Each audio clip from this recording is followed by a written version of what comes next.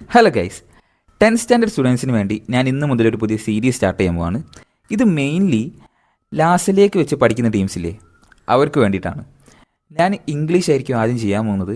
കാരണം ഇംഗ്ലീഷിൽ നമ്മളിപ്പോൾ 90% ആൾക്കാർ നോക്കിയാലും ഇംഗ്ലീഷ് വായിക്കാൻ മടിയുള്ളവരായിരിക്കും, അല്ലെങ്കിൽ ലെങ്തി ആയതുകൊണ്ട് സ്കിപ്പ് ചെയ്ത് എക്സാമിന് പോകുന്നത് കാണാറുണ്ട്. അപ്പോൾ അവർക്ക് വേണ്ടിയിട്ടാണ് ഞാൻ ഇംഗ്ലീഷ് സ്റ്റാർട്ട് ചെയ്യുന്നത്. ഞാൻ എടുക്കുന്ന രീതി എങ്ങനെയാണെന്ന് വെച്ചാൽ എല്ലാ ചാപ്റ്റേഴ്സും സമ്മപ്പ് ചെയ്തിട്ടായിരിക്കും പറയാം. എക്സാം ഓറിയൻറ്റഡ് ആയിട്ടുള്ള രീതിയിൽ സമ്മപ്പ് ചെയ്തിട്ടായിരിക്കും പറയുന്നത്. ഞാൻ ലൈൻ ബൈ ലൈൻ ആയിട്ട് അല്ലെങ്കിൽ ഒരു ലൈന് വായിച്ച് അതിൻ്റെ മലയാളം പറഞ്ഞു പോവുക, അങ്ങനത്തെ ഒരു രീതി ആയിരിക്കില്ല. സമ്മപ്പ് ചെയ്ത് മൊത്തത്തിൽ പറയും. അത് കേട്ടിട്ട് അത്യാവശ്യം തള്ളാനറിയുന്ന ഒരാളും കൂടി ആണെങ്കിൽ നിങ്ങൾക്ക് നല്ല രീതിയിൽ എക്സാം സ്കോർ ചെയ്യാൻ പറ്റും. പിന്നെ ഞാൻ ഒരിക്കലും ഇംഗ്ലീഷ് ടെക്സ്റ്റ് ബുക്ക് വായിക്കാതെ പോകുന്നത് ഞാൻ റെക്കമെൻഡ് ചെയ്യില്ല. ഇംഗ്ലീഷ് ടെക്സ്റ്റ് ബുക്ക് വായിച്ചാൽ ഇറ്റ് വുഡ് ബി ബെറ്റർ. കാരണം നമ്മൾ എക്സാം എഴുതുന്ന സമയത്ത് നമുക്കൊരു വേർഡ്സ് ഫ്ലോ തന്നാലെ തന്നെ വരും. ഇത് കേൾക്കുകയും ഇംഗ്ലീഷ് വായിക്കും കൂടി ചെയ്ത് കഴിഞ്ഞാൽ ഇറ്റ് വുഡ് ബി സെറ്റ്. ഞാൻ ഇന്ന് എടുക്കാൻ പോകുന്നത് ബിലൗഡ് ബോളീസ് എന്ന് പറഞ്ഞ ചാപ്റ്ററാണ്. അപ്പോൾ നമുക്ക് നേരെ അതിലേക്ക് പോവാം. അപ്പോൾ ഗൈസ്, നമുക്ക് ഈ സ്റ്റോറി നല്ല രീതിയിലൊന്ന് മനസ്സിലാക്കിയെടുക്കാം. ഈ സ്റ്റോറി എഴുതിയിട്ടുള്ളത് ഫേമസ് എഴുത്തുകാരനായിട്ടുള്ള മാക്സിം ഗോർക്കിയാണ്. പക്ഷേ ഈ സ്റ്റോറി നമ്മളോട് പറയുന്നത് ഈ മാക്സിം ഗോർക്കിയുടെ, അതായത് ഓതറുടെ അക്വൈൻറ്റൻസ് ആണ്. അക്വൈൻറ്റൻസ് എന്ന് പറഞ്ഞാൽ പരിചയക്കാരൻ. ഈ പരിചയക്കാരനാണ് നമുക്ക് ഈ സ്റ്റോറി നറേറ്റ് ചെയ്ത് തരുന്നത്. ഈ സ്റ്റോറി നടക്കുന്നത് മോസ്കോ എന്ന് പറഞ്ഞ സ്ഥലത്താണ്. ഇതിൽ മെയിൻലി 2 ക്യാരക്ടേഴ്സാണുള്ളത്, മിസ്റ്റർ സ്റ്റുഡൻറ്റും തെരേസ എന്ന് പറഞ്ഞ ഒരു വുമണും. ഈ സ്റ്റുഡൻറ്റിൻ്റെ നേരെ ഓപ്പോസിറ്റ് ആയിട്ടുള്ള റൂമിലാണ് ഈ തെരേസ എന്ന് പറഞ്ഞ വുമൺ താമസിക്കുന്നത്. ഈ തെരേസ എന്ന് പറഞ്ഞ ഈ വുമൻ്റെ അപ്പിയറൻസ് പറഞ്ഞാൽ വളരെ ടോളായിട്ടുള്ള, നല്ല സ്ട്രോങ് ആയിട്ടുള്ള ബേസുള്ള വോയിസ്, അതായത് ഭയങ്കര ഒരു കട്ടിയുള്ള വോയിസൊക്കെ ഉള്ള ഒരു അപ്പിയറൻസ് ആണ്. ഇത് നമുക്കിവിടെ കാണാം. ഇതിൽ മൊത്തം എഴുതിയിട്ടുണ്ട് ആ വുമൻ്റെ എങ്ങനെയാണ് വുമൻ്റെ അപ്പിയറൻസ് എന്നുള്ളത്. അപ്പോൾ ഈ ഒരു അപ്പിയറൻസ് ഈ സ്റ്റുഡൻറ്റിനെ ഒരു വല്ലാതെ ഒരു ഡിസ്കംഫർട്ട് ഉണ്ടാക്കുക. മാത്രമല്ല ഈ വുമണ് വല്ലപ്പോഴൊക്കെ ആയിട്ട് മദ്യപിക്കാറുണ്ട്. അപ്പോൾ ഈ ഒരു വുമൻ്റെ അപ്പിയറൻസ് ഈ സ്റ്റുഡൻറ്റിന് വളരെ ഡിസ്കംഫർട്ടാണ്. അതേപോലെ ഈ സ്റ്റുഡൻറ്റ് മാക്സിമം ഈ വുമണിനെ അവോയ്ഡ് ചെയ്യാനാണ് ഈ ശ്രമിക്കാറ്. അങ്ങനെ ഒരു ദിവസം ഈ സ്റ്റുഡൻറ്റിൻ്റെ റൂമിലേക്ക് ഈ വുമൺ ഇങ്ങനെ വരികയാണ്. ക്ലാസ്സിൽ പോകാത്ത ദിവസം വുമൺ വരിക. എന്നിട്ട് പറയാണ്, എനിക്കൊരു ഫേവർ ചെയ്തു തരുമോ, എനിക്കൊരു ലവ് ലെറ്റർ എഴുതാനാണെന്ന് പറയും. അപ്പോൾ തന്നെ ഈ സ്റ്റുഡൻറ്റിന് ഇങ്ങനെ ഉള്ളിൽ ചിരിയൊക്കെ വരുന്നുണ്ട്. ഈ ഇത്രയും റഫ് ലുക്കിംഗ് ആയിട്ടുള്ള തെരേസയ്ക്ക് ലവറോ, അങ്ങനത്തെ ഒരു രീതിയിൽ അവന് ചിരിയൊക്കെ വരുന്നുണ്ട്. പക്ഷേ എഴുതി തരാമെന്ന് പറയും. അങ്ങനെ ഈ വുമണ് ഇങ്ങനെ പറഞ്ഞു കൊടുക്കുക, my dear bollies, my beloved, my faithful lover എന്നൊക്കെ പറയുന്നുണ്ട്. അപ്പോൾ ഈ സ്റ്റുഡൻറ്റ് ഇങ്ങനെ ഒരു പരിഹാസത്തോടെയാണ് കാണുന്നത്, പക്ഷേ ഫുൾ എഴുതി കൊടുക്കും. അങ്ങനെ എഴുതി കൊടുത്ത് ആ വുമണ് അവിടുന്ന് പോയി. അങ്ങനെ ഒരു 2 ആഴ്ചയ്ക്ക് ശേഷം ഈ വുമണ് വീണ്ടും ഈ സ്റ്റുഡൻ്റ് അടുത്തേക്ക് വരിക. എന്നിട്ട് പറയാം, എനിക്കൊരു ലെറ്ററും കൂടി എഴുതി തരണം. അപ്പം ഈ സ്റ്റുഡൻറ്റ് ബോളിസിനെ അയക്കുന്നു. അപ്പം ഈ വുമൺ പറയാം, ബോളിസിനല്ല, ബോളിസിൻ്റെ നിന്ന് തിരിച്ച് ഇങ്ങോട്ടുള്ളൊരു കത്ത് ആണ് എഴുതി തരേണ്ടതെന്ന് പറയാം. അപ്പോഴത്തേക്ക് ഈ സ്റ്റുഡൻറ്റിന് ഭയങ്കരമായിട്ട് ദേഷ്യം വരും, പൊട്ടിത്തെറിയേക്ക. നീ എന്നെ പറ്റിക്കുകയാണ്, ബോളിസ് എന്ന് പറഞ്ഞ ആളും ഇല്ല, തെരേസ എന്ന് പറഞ്ഞ ആളും ഇല്ല, നീ എന്നെ വിഡ്ഢിയാക്കുകയാണെന്നൊക്കെയുള്ള രീതിയിൽ ഒരു ഷൗട്ട് ചെയ്ത് സംസാരിക്കും. അങ്ങനെ ഈ വുമൺ ഇത് കേട്ടപ്പോഴേക്ക് ഒന്നായിട്ട് സെഡായി. എന്നിട്ട് ആ റൂമിൽ നിന്ന് പോവാണ്.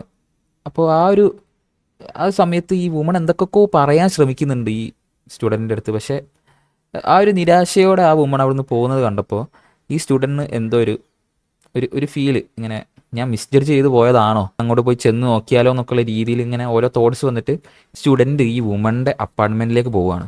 അപ്പം ഈ വുമൺ ഇങ്ങനെ വളരെ നിരാശയോടെ തലയൊക്കെ ചായ്ച്ച് ഇങ്ങനെ കിടക്കുന്നത് കാണുന്നുണ്ട്.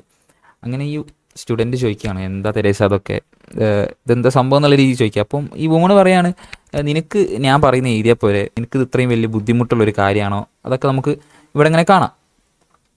അങ്ങനെ കുറച്ച് കഴിഞ്ഞ് ഈ തെരേസ തന്നെ പറയാണ്, ബോളസ് എന്ന് പറഞ്ഞ ഒരാളില്ല, ഞാൻ തന്നെ ബോളസ് എന്ന് പറഞ്ഞ ഒരാൾക്ക് വേണ്ടി കത്ത് എഴുതിപ്പിക്കും, അത് ഞാൻ വേറെ ഒരാളെ കൊണ്ട് വായിപ്പിക്കുകയും ചെയ്യും. അതേപോലെ ബോളസിൻ്റെ നിന്ന് തിരിച്ചുള്ളൊരു കത്ത് ഞാൻ ഇങ്ങോട്ടും റിപ്ലൈ ലെറ്ററായിട്ട് എഴുതിക്കാറുണ്ട് എന്നുള്ള രീതിയിൽ പറയാണ്. ഇത് എന്തിനാ ചെയ്യുന്നതെന്ന് വെച്ചാൽ, ഇതൊക്കെ കേൾക്കുന്ന സമയത്താണ് ഈ തെരേസക്ക് സംവൺ ലവ്സ് മീ എന്നുള്ളൊരു ഫീലിംഗ് വരുന്നത്. കാരണം അവൾ അത്രയും ലോൺലി ആയിട്ടുള്ളൊരു ലൈഫാണ് അവളുടേത്.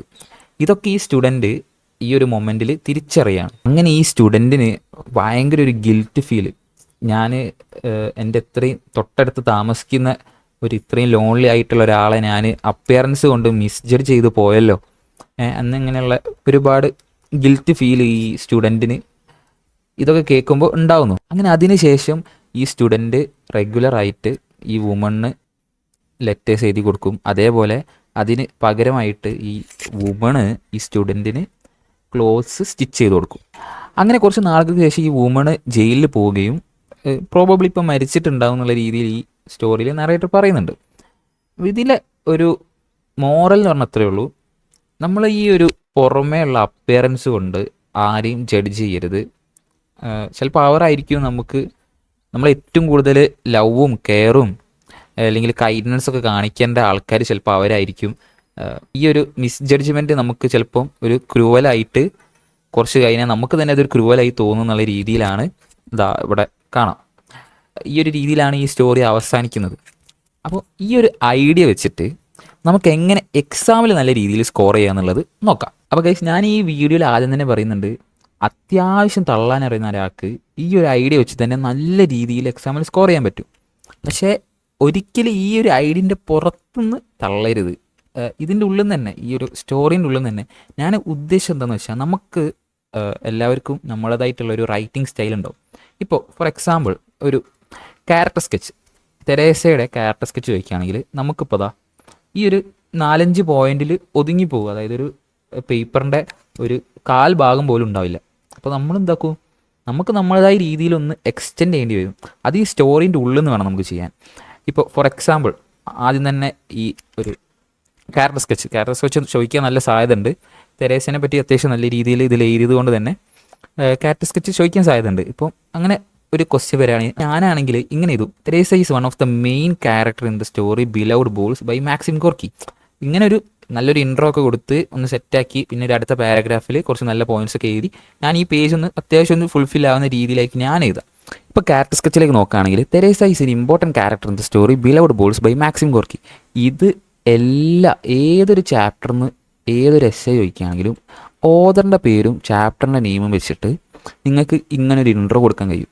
അത് ഏത് ചാപ്റ്റർ ആയിക്കോട്ടെ, ഓതറിൻ്റെ പേര് എന്തായാലും ഒന്ന് ഓർത്ത് വെക്കാൻ ശ്രമിക്കുക. അങ്ങനെയാണെങ്കിൽ നിങ്ങൾക്ക് ഇങ്ങനെ സ്റ്റാർട്ട് ചെയ്യാൻ പറ്റും. എന്ത് ചോദിച്ചാലും ഇങ്ങനൊരു ഇൻ ദ സ്റ്റോറി എന്ന് പറഞ്ഞിട്ട് ബൈ ഏതാണോ ഓതർ, ആ ഒരു ഓതറിൻ്റെ പേരും കൊടുത്തിട്ട് നിങ്ങൾക്ക് നല്ല രീതിയിൽ ഒരു ഇൻട്രോ കൊടുക്കാൻ സാധിക്കും. അപ്പം ക്യാരക്ടർ സ്കെച്ചിലേക്ക് നോക്കുകയാണെങ്കിൽ ആരായാലും മിസ്ജഡ് ചെയ്തു പോകുന്ന രീതിയിലാണ് തെരേസയുടെ അപ്പിയറൻസ്, അതെ അങ്ങനെയൊക്കെ എഴുതിയിട്ട് പിന്നെ നിങ്ങൾക്കറിയാലോ ആ ടെക്സ്റ്റ് ബുക്കിലുള്ള അതേപോലെ തന്നെ, അല്ലെങ്കിൽ നിങ്ങളിതൊന്ന് സ്ക്രീൻഷോട്ട് എടുത്ത് വെച്ചോളൂ. എന്നിട്ട് ഇതേപോലെ തന്നെ എഴുതിയാലും മതി. ഒന്ന് വായിച്ച് നോക്കുക. എന്നിട്ട് ലാസ്റ്റ് നല്ലൊരു എൻഡിങ് കൊടുക്കുക.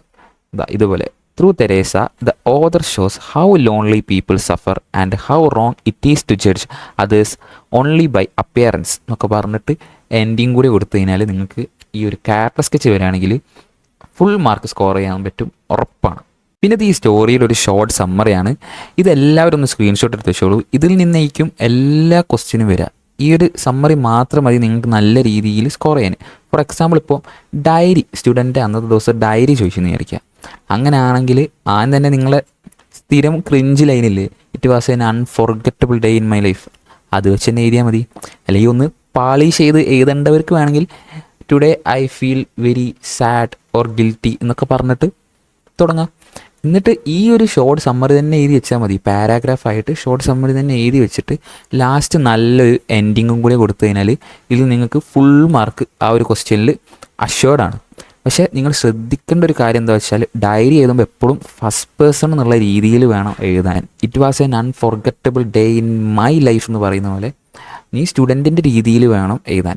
ആ ഒരു കാര്യം മാത്രം ഈ ഡയറിയുടെ ഇതിൽ ശ്രദ്ധിക്കുക. പിന്നെ ഡയറി ഒന്ന് പെട്ടിയിലൊക്കെ ആക്കി വെക്കുക, നിർബന്ധമുള്ള കാര്യമൊന്നുമല്ല. കണ്ടന്റ് തന്നെയാണ് മെയിൻ തിങ്. പിന്നെ ഈ പെട്ടി വരയ്ക്കുന്നതുകൊണ്ട് നിങ്ങൾക്ക് പേജിൻ്റെ 2 സൈഡും ഒന്ന് ഒഴിവാക്കാൻ പറ്റും. അപ്പം കുറച്ചും കൂടി ലെങ്തി ആയിട്ടുള്ള രീതിയിൽ തോന്നിപ്പിക്കാൻ പറ്റും. പിന്നെ ഡയറിന്ന് എഴുതാനും ഡേറ്റും ഡേയും എഴുതാനും മറക്കരുത്. ഇനിയിപ്പോൾ മിസ്റ്റർ സ്റ്റുഡൻറ്റ് അവൻ്റെ ഈ ഒരു എക്സ്പീരിയൻസ് ഒരു ഫ്രണ്ടിന് ഷെയർ ചെയ്യുന്ന രീതിയിൽ ഒരു ലെറ്ററാണ് ചോദിച്ചതെങ്കിൽ നിങ്ങൾക്ക് ഇങ്ങനെ എഴുതി വെക്കാം: ഡിയർ രാഹുൽ. അതിനു മുന്നേ എല്ലാവരും നിർബന്ധമായിട്ടും ഫ്രം അഡ്രസ്സും ഡേറ്റും ഒരിക്കലും മറക്കരുത്. അതെന്തായാലും ആദ്യം തന്നെ എഴുതി വെക്കുക. അതാണ് ലെറ്ററിൻ്റെ ഒരു ഫോർമാറ്റ്. എന്നിട്ട് നിങ്ങൾക്ക് ഇങ്ങനെ എഴുതാം: ഡിയർ രാഹുൽ, ഏതെങ്കിലും ഒരു ഫ്രണ്ടിൻ്റെ പേര് എഴുതാം. എന്നിട്ട് I hope you are doing well, സ്ഥിരം സാധനം തന്നെ എഴുതാം. പിന്നെ ഈ ഒരു സ്റ്റോറിയിലാണെങ്കിൽ I want to share with you a strange and touching experience I had recently with my neighbour Teresa. അങ്ങനെ ഒരു ഇൻട്രോ കൊടുക്കുക. എന്നിട്ട് സമ്മറി തന്നെ ഒരു ഫ്രണ്ടിന് പറഞ്ഞു കൊടുക്കുന്ന പോലെ ഒരു സമ്മറി മൊത്തം ഒന്ന് സമ്മപ്പ് ചെയ്ത് എഴുതുക. എന്നിട്ട് last This experience taught me an important lesson. We should never judge people by appearance and must always try to understand others with empathy and humanity. Do write back soon. Your lovingly, Mr. Student എന്നും കൂടി എഴുതി വെച്ച് കഴിഞ്ഞാൽ full mark guarantee. So thanks a lot for watching. And ഇത് ഇനിയും ചെയ്യണോ അല്ലെങ്കിൽ നിർത്തി പോകണോ എന്നുള്ളത് നിങ്ങൾ തന്നെ കമൻറ്റ് ബോക്സിൽ അറിയിക്കുക. നിങ്ങളുടെ അഭിപ്രായങ്ങൾ കമൻറ്റ് ബോക്സിൽ അറിയിക്കുക.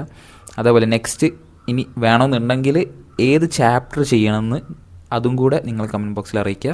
ഞാനത് ചെയ്യുന്നതായിരിക്കും. പിന്നെ സബ്സ്ക്രൈബ് ചെയ്യുക, ഇഷ്ടപ്പെട്ടാൽ സബ്സ്ക്രൈബ് ചെയ്യുക. പിന്നെ നിങ്ങളുടെ ആ കട്ട കമ്പനിക്കാരല്ലേ, ഓനക്കും കൂടെ അതൊന്ന് അയച്ചു കൊടുക്കുക. അപ്പോൾ താങ്ക്സ് അലോട്ട് ഫോർ വാച്ചിങ്.